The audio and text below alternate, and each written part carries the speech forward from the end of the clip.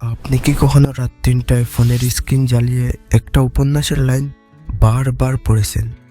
শুধু একবার না, বারবার। বুকের ভেতরটা কেমন ভারী হয়ে যায় বলুন তো? সেটা কোনো সাধারণ গল্প ছিল না। সেখানে একজন মানুষ ছিল যে রাগে শাসন করে, কিন্তু ছেড়ে যায় না। সে মুখে কঠিন, কিন্তু ভেতরে ভেতরে পুরো পৃথিবীটা আগলে রাখে। সাজ্জাদুল খান আবির। এখন আমি আপনাকে একটাই প্রশ্ন করি, হ্যাঁ একটাই, এই মানুষটা কি শুধু উপন্যাসের পাতায় বন্দী, নাকি বাস্তবে সে কোথাও আছে? আজ এই ভিডিওতেই সেই উত্তর দেব, কিন্তু তার আগে আবিরকে আর একটু কাছে থেকে আমাদের দেখতে হবে, কারণ এই চরিত্রের ভিতরে এমন কিছু লুকিয়ে আছে যা জানলে আপনি চমকে যাবেন। শেষ পর্যন্ত থাকুন। আসসালামু আলাইকুম, স্বাগতম আমাদের নতুন এই চ্যানেলের প্রথম ভিডিওতে। এই চ্যানেলে আমরা শুধু গল্প বলি না, গল্পের পেছনের গল্পটা খুলে দেখাই। আর আজ আমাদের প্রথম যাত্রায় সঙ্গী হয়েছেন লেখক সালমা চৌধুরীর সেই কাঁপন ধরানো উপন্যাস আমৃত্যু ভালোবাসি তোকে। এর কেন্দ্রে আছেন বাংলাদেশের লাখো কোটি পাঠিকার হৃদয়ে জ্বর তোলা এক চরিত্র, সাজ্জাদুল খান আবির। আজ আমরা জানবো তার 3টি অস্ত্রের কথা, যেগুলো দিয়ে সে পাঠিকাদের মন জয় করেছে। জানবো তার মুখের সেই সংলাপগুলো কেন এত তীব্র, আর সবশেষে উন্মোচন হবে বাস্তবে আবির ভাই কোথায় লুকিয়ে আছে। একজন লেখক যখন পাঠিকাদের মনের সবচেয়ে গোপন বাসনাকে কলমের আঁচড়ে জীবন দেন, তখনই জন্ম নেয় আবিরের মতো একটা অমর চরিত্র। কিন্তু কি সেই 3টি গুণ যেগুলো এই চরিত্রকে করেছে অপ্রতিরোধ্য? প্রথম অস্ত্র, তীব্র অধিকারবোধ ও প্রোটেকশন। আবিরের সবচেয়ে বড় শক্তি তার পজেসিভনেস, কিন্তু এটা কোনো দুর্বলতা নয়, এটা একটা প্রতিশ্রুতি। সে যেন বলে, তুমি আমার, এই পৃথিবীর সব অকল্যাণ থেকে আমি তোমাকে আগলে রাখব। তার চোখের সেই দৃষ্টি, তার কণ্ঠের সেই শাসন, এর মধ্যে লুকিয়ে আছে এক অদ্ভুত মানসিক নিরাপত্তা, যেটার জন্য আমরা অবচেতন সব সময় তৃষ্ণার্ত। দ্বিতীয় অস্ত্র, রাগের আড়ালে চরম যত্ন। আপনাদের আবির ভাই বাহির থেকে কঠিন, জেদি, রাগী, কিন্তু ঠিক এই শক্ত খোলসের ভেতরে আছে পৃথিবীর সবচেয়ে নরম একটা মন। সে মুখে কড়া কথা বলে, কিন্তু প্রতিটা কাজ করে যায় নিঃশব্দে আপনার জন্য। এই রাগী কিন্তু ভেতরে কেয়ারিং কম্বিনেশন, এটাই পাঠিকাদের বুকের গভীরে একটা স্থায়ী ঘর বানিয়ে নেয়। তৃতীয় অস্ত্র, সংলাপের জাদু। আবির ভাইয়ের মুখের প্রতিটি লাইন একটা তীর, পড়লেই বুকে বিঁধে যায়। লেখক সালমা চৌধুরী জানতেন, সঠিক মুহূর্তে সঠিক কথাটা বললে সেটা পাঠিকাকেও গল্পের নায়িকা বানিয়ে দেয়।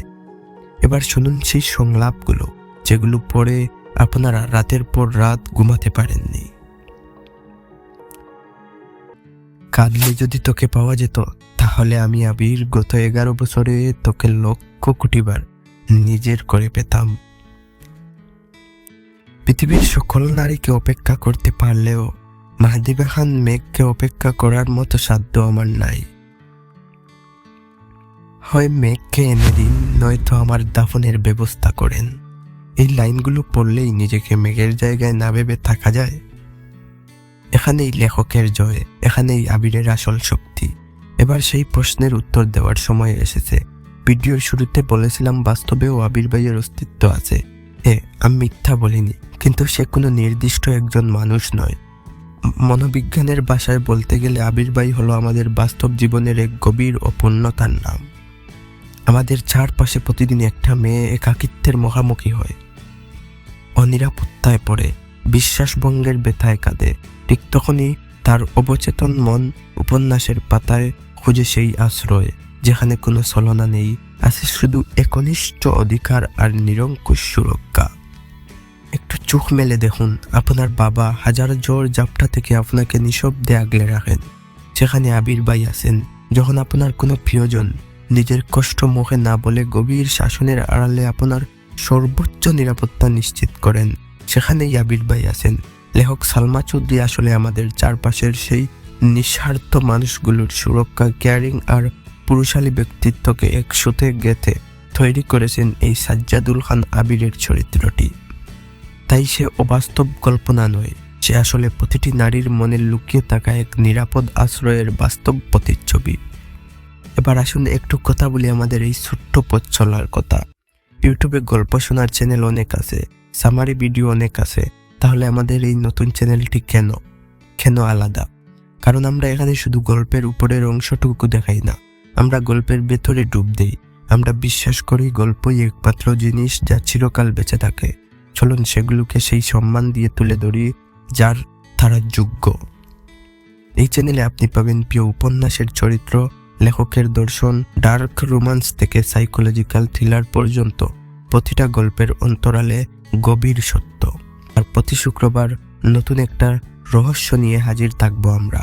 এখন বলুন, আপনার প্রিয় সাজ্জাদুল খান আবিরের কোন রূপটা আপনার সবচেয়ে প্রিয়? তার তীব্র শাসন নাকি তার তীব্র নিঃশব্দ ভালোবাসা? আর বাস্তবে আবির ভাইয়ের এই রহস্যটা জেনে আপনার কেমন লাগলো নিচে কমেন্টে আমাকে বলুন। প্রতিটা কমেন্ট আমি নিজেই পড়ব। যদি সাহিত্যকে ভালোবাসেন, উপন্যাসের গভীরতা অনুভব করতে চান, তাহলে আজই সাবস্ক্রাইব করুন আমাদের ছোট্ট লাইব্রেরিটিকে। বেল আইকন চাপুন যেন আগামী শুক্রবারের রহস্য আপনার কাছে সবার আগে পৌঁছায়। আজ এখানেই বিদায়। ভালো থাকুন, সুস্থ থাকুন, বইয়ের পাতায় জীবন খুঁজুন। ধন্যবাদ।